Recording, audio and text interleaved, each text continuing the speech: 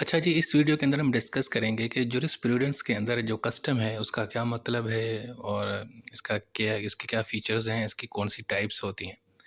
अच्छा जी, सबसे पहले तो जो कस्टम है ना, कस्टम का मतलब क्या होता है? यार कस्टम का मतलब होता है कोई ऐसी प्रैक्टिस या कंडक्ट जो बहुत अरसे से जारी है, ठीक है ना? जैसे कहते हैं ना कि जी हमारे यहाँ ये रवाज है, हमारे यहाँ ये रस्म है। ये जो रवाज और रस्म है जो बड़े अरसे से चली आ रही है, इसको इंग्लिश में कस्टम बोलते हैं, ठीक है? हमने देखें एक दफ़ा सोर्स ऑफ लॉ पढ़े थे, जो कानून है वो कहाँ से बनता है? एक तो पार्लियामेंट बनाती है, एक अदालती फ़ैसले भी हमारे वो होते हैं और बाज़ औक़ात जो कस्टम है वो भी हमारा एक कानून ही बन जाता है। यानी बड़े अरसे से अगर कोई प्रैक्टिस हो, कोई रस्म हो, कोई रिवाज हो जो चलता ही आ रहा है, चलता ही आ रहा है, तो वो आगे चल के एक किस्म का कानून बन जाता है, एक लॉ बन जाता है और फिर आपके ऊपर वो बाइंडिंग भी बन जाता है बाज़ औक़ात और आपको उसके ऊपर अमल करना ज़रूरी होता है।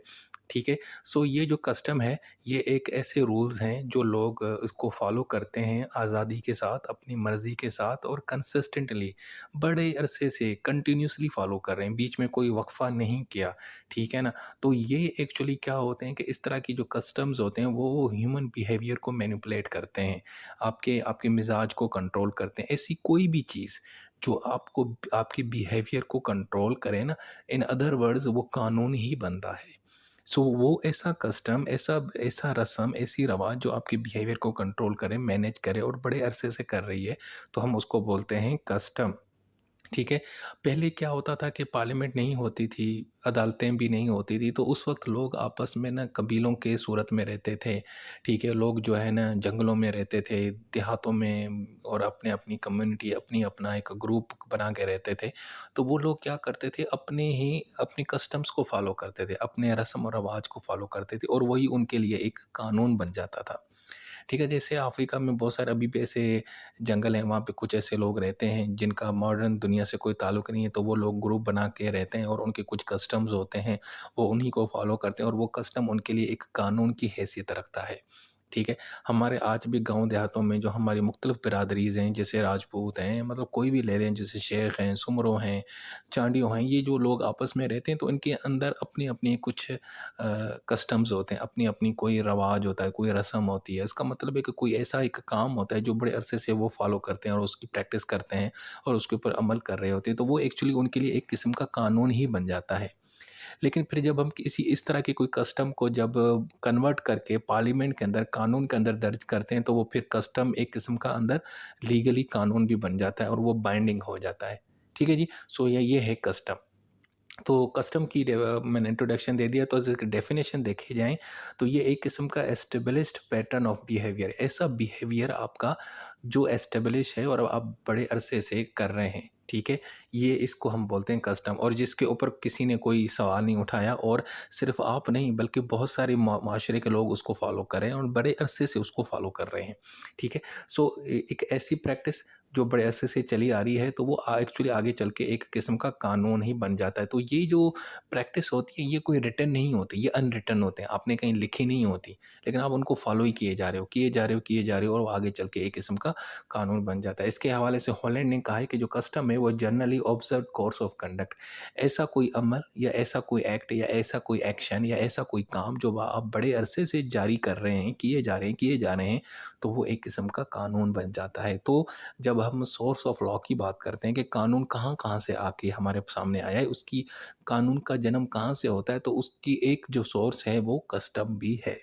ठीक है जी? अच्छा जी, अब इसकी कैरेक्टरिस्टिक्स देखते हैं। सबसे पहले कि जो कस्टम होता है ना, वो एक लॉन्ग स्टैंडिंग प्रैक्टिस होती है। ऐसा काम जो बड़े अरसे से चल रहा है। ये नहीं है कि बस कुछ माह पहले कुछ लोगों ने एक काम करना शुरू किया तो वो प्रैक्टिस बन जाएगी और वो कानून बन जाएगा, वो कस्टम बन जाएगा, ऐसा नहीं है। Custom something long standing practice, बड़े अरसे से और उसका जो पीरियड है वो किसी को पता नहीं, यानी हज़ारों साल पहले, लाखों साल पहले से कोई अमल जारी है। ठीक है जी? दूसरा ये है कि बिलीफ इन लॉ, यानी वो लोग उसको इस तरह फ़ॉलो करते हैं जैसे उनके लिए कोई कानून है। जैसे हमारे यहाँ सिंध के अंदर शादियों के अंदर कुछ ऐसे कस्टम्स हैं, कुछ ऐसे रवाज हैं, रस्म्स हैं जो हम फ़ॉलो करते हैं, वो हमारे लिए किस्म का कानून बन गए। हालाँकि इवन कि जब मेरी अपनी शादी हो रही थी तो ऐसी-ऐसी रस्में मुझे करनी पड़ी, तो मैं क्या यार ये क्या है? तो मेरे जो ख़वातीन थी ना हमारे गाँव की, यार हमारी जो पुरानी-पुरानी वो जो ओल्ड जो वुमेन थी, उन्होंने कहा नहीं, नहीं ये कानून है, ये असूल है, ये रस्म है, ये है, वो है। मैं क्या, मैं वकील हूँ, मुझे नहीं इस कानून का पता, ये आपके कौन-सा कानून है? तो उन्होंने कहा भई हमारा कस्टम है। तो तब मुझे पता चला कि अच्छा हाँ, कस्टम को इसलिए सोर्स ऑफ लॉ भी कहा जाता है। ठीक है, लेकिन वो ख़ैर वो जो कस्टम है वो पाकिस्तान के किसी कानून के अंदर तो नहीं लिखा हुआ, लेकिन वैसे हम उसको फ़ॉलो कर रहे हैं। ठीक है जी? सो ऐसा जिसको ऐसे आप कानून के तौर पे समझ के आप उसके ऊपर अमल करते हैं। दूसरा ये रीज़नेबल होना चाहिए। कस्टम रीज़नेबल, कोई वजह हो, कोई लॉजिक हो, ऐवें उल्टी-सीधी कोई हरकत कस्टम नहीं बन जाती। लेकिन हमारे यहाँ वो जो शादी की रस्म थी, उनके पीछे एक रीज़न था कि मियाँ-बीवी के बीच में अंडरस्टैंडिंग होनी चाहिए, तो उसके लिए एक रस्म है। जो वाइफ़ है, वो हस्बैंड का हमेशा ख़्याल रखेगी, उसको सपोर्ट करेगी, उसका एक रस्म है। हस्बैंड हमेशा उसको प्रोटेक्ट करेगा हर किस्म की मुश्किलातों से, उसके लिए एक अलग प्रैक्टिस है। तो मुझे लगा कि हाँ यार, दिस इज़ अ रीज़नेबल, तो रीज़न होना चाहिए उसके अंदर। दूसरा ये कि सर्टेन हो, कंसिस्ट हो, वो बड़े अरसे से जारी हो, कंसिस्ट हो, लोग उसको फ़ॉलो किए जा रहे हैं, किए जा रहे हैं, किए जा रहे हैं, ठीक है ना? ये होने चाहिए। और दूसरा जो कम्युनिटी है ना उसको एक्सेप्ट भी करती हो, यानी लोग उसको कबूल करते हों, उसके ऊपर अमल कर रहे हों, यानी कि कोई ऐसा ग्रुप ना हो लोग जो उसको रिजेक्ट करें। ठीक है, तो ये एक उसकी खासियत है करेक्ट कस्टम की। तो कस्टम अगर आपको पता करना है कि कस्टम क्या होता है, तो ये चीज़ें आपने उसके अंदर ढूंढनी है, तो वो एक किस्म का कस्टम बन जाएगा। अच्छा जी, अब इसका हम एग्ज़ाम्पल देखते हैं। मिसाल के तौर पर एक रूरल कम्युनिटी है, यानी कि गाँव देहातों में एक एक इला यानी कि लोग रहते हैं। आज से वैसे हज़ारों साल पहले ना होता ये था कि हम जब आपस में रहते थे गाँव देहातों में, तो जब कोई शख्स मर जाता था तो उसकी जो प्रॉपर्टी का जो पहला मालिक होता था ना, तो उसी घर का जो मेल पर्सन होता था उसको वो प्रॉपर्टी का जो है ना वो उसको दी जाती थी। सबसे पहले उसी को इनहेरिट की जाती थी, उसको ही सारी प्रॉपर्टी मिल जाती थी। अब ये इतनी पुरानी प्रैक्टिस है कि जनाब ये आगे चल के ये कानून बन गया। जब इनहेरिटेंस का लॉ पढ़ते हैं तो हमें पता चलता है कि जब भी प्रॉपर्टी का बँटवारा होता है, उसको डिवाइड किया जाता है, तो सबसे पहले किसको दी जाती है? यानी कि जो बाप की प्रॉपर्टी सबसे ज़्यादा पहले हिस्से किसको दिया जाता है? बेटे को दिया जाता है। तो बेटा जो है ना सबसे पहले प्रॉपर्टी का हिस्सेदार बनता है, उसके बाद फिर बेटी है वगैरह, और ज़्यादा शेयर भी बेटे को दिया जाता है। तो ये जो शेयर ज़्यादा दिया जाता है बेटे को, ये कहाँ से है? ये भाई ये यही तो कस्टम है ना, ये बहुत हज़ारों सालों से चीज़ चली आ रही है, तो लोगों ने भी फॉलो किया और आगे चल के वो हमारे यहाँ किताबों के अंदर, कानून के अंदर, हमने एक्ट के अंदर उसको भी लिख लिख दिया। सो ये आपको आपके पास एक एग्ज़ाम्पल है कस्टम का। और ये जो कस्टम है ना, ये ऐसा होता है इसके ऊपर कोई यानी कोई कंट्राडिक्ट ना हो, किसी ने कभी कोई आवाज़ ना उठाई हो, किसी ने कोई मुखालफत ना की हो, ठीक है? तो वो ऐसा कस्टम जिसकी किसी ने मुखालफत ना की हो, बड़े अरसे से जारी हो, तो वो मतलब एक हमारे लिए कानून ही बन जाता है।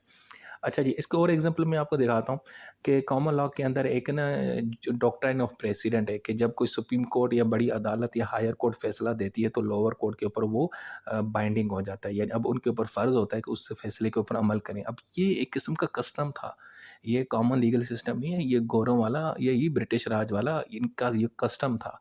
ये इनका कस्टम, इस कस्टम को फ़ॉलो करते-करते अब ये पूरी दुनिया में एक किस्म का कानून बन चुका है। इवन के पाकिस्तान में भी अगर सुप्रीम कोर्ट कोई जो फैसला देती है वो हाई कोर्ट के ऊपर बाइंडिंग होता है, हाई कोर्ट का फैसला नीचे वाली अदालतों पर बाइंडिंग होता है।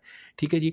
इसी तरह जो मैरीटाइम लॉ है उसके अंदर बहुत सारे ऐसे कानून हैं, कस्टम्स हैं जो अब वो कानून की शक्ल इख्तियार कर गए हैं, क्योंकि हज़ारों साल पहले, बल्कि हज़ारों साल तो बहुत हो गया, यानी कि कुछ सदियाँ पहले लोगों ने ना समंदर के ज़रिए कारोबार करना शुरू किया, समंदर के ज़रिए कुछ कस्टम्स को फ़ॉलो करते थे।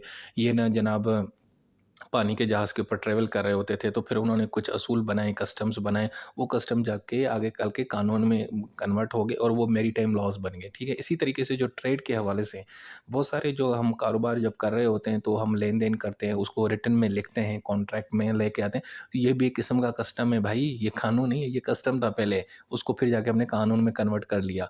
कि जैसे इवन के मज़हब इस्लाम के अंदर ये है कि जब भी आप कोई कौम बात करें, जब भी कोई वादा करें या कोई कारोबार करें तो रिटन में लेके आएँ, तो रिटन में चीज़ों को लिखना चाहिए। तो ये लिखने का चीज़ें रिटन में ये वगैरह, तो ये भी एक किस्म का कस्टम है जो अब हमारे यहाँ भी एक्चुअली कानून का एक हिस्सा बन गया है। ठीक है जी? अच्छा जी, अब इसके हम टाइप्स देखते हैं। यार एक होते हैं कस्टम विदाउट बाइंडिंग ऑब्लिगेशन, ऐसे कस्टम जो आपके ऊपर बाइंडिंग ऑब्लिगेशन नहीं होते, यानी अगर आप उनके ऊपर अमल नहीं करोगे तो आपको सज़ा नहीं मिलेगी, लेकिन अमल करेंगे तो अच्छी बात है। अब जैसे मैंने बताया ना कि हमारे यहाँ सिंध के अंदर शादियों की जो रसूमात हैं बड़े इंटरेस्टिंग होती है, उनके ऊपर अमल करना बहुत ज़रूरी होता है। अब मैं वकील बंदा, मेरी शादी हो रही थी, तो शादी की जो रसूमात थी मैंने मुझे फ़ॉलो करना था। भाई अगर मैं ना करता तो मेरी अम्मी-अब्बू ने मेरी क्लास लेनी थी। हाँ भाई, मेरी बेइज़्ज़ती हो जाती थी। मेरे गाँव वाले कहते, मेरी गाँव की जो ख़वातीन थी वो कहती ये कितना जाहिल है, इसको ये नहीं पता, वो नहीं पता, ये कैसा वकील है, क्यों नहीं अमल कर? तो भाई इज़्ज़त का सवाल है तो करना पड़ा उसके ऊपर अमल। हालाँकि अगर मैं ना भी करता ना तो मुझे किसी ने सज़ा नहीं देनी थी, लेकिन भाई क्योंकि वो बाइंडिंग नहीं है लेकिन फिर भी अमल करना है, तो भाई ये वो एक मैं आपको एग्ज़ाम्पल दे दिया कि ऐसे कस्टम होते हैं जिसकी कोई बाइंडिंग ऑब्लिगेशन नहीं होती, लेकिन अगर करेंगे तो आपको अच्छा होगा, आपको इज़्ज़त दी जाएगी। ठीक है जी। अच्छा जी, इसके अलावा कुछ ऐसे कस्टम्स होते हैं जिनकी बाइंडिंग ऑब्लिगेशंस होती हैं, वो ऐसे होते हैं जिनको आपने कानून के अंदर लिख दिया है। ठीक है?